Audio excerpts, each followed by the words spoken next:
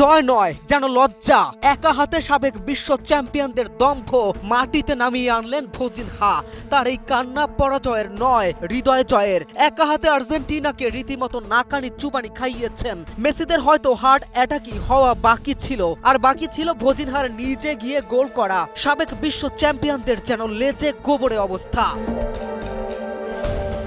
নাটকীয়তায় ভরা এক লড়াইয়ে আর্জেন্টিনা শেষ পর্যন্ত ৩-২ ব্যবধানে হারিয়েছে কেপ ভার্দেকে। নির্ধারিত ৯০ মিনিটে ১-১ সমতায় শেষ হওয়ায় ম্যাচ গড়ায় অতিরিক্ত সময়ে।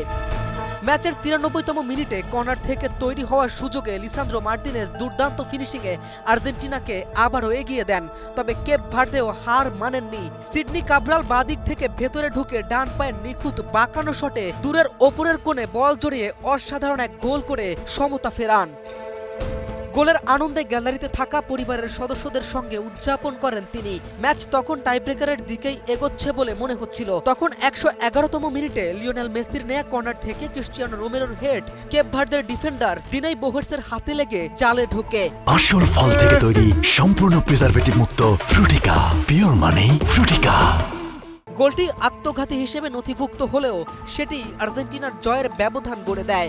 এর আগে গোলরক্ষক ভোজিনহা একাধিক দুর্দান্ত সেভ করে মেসির নিশ্চিত দুটি গোলের সুযোগ নষ্ট করে ম্যাচে কেপ ভার্দেকে দীর্ঘ সময় লড়াইয়ে টিকিয়ে রেখেছিলেন।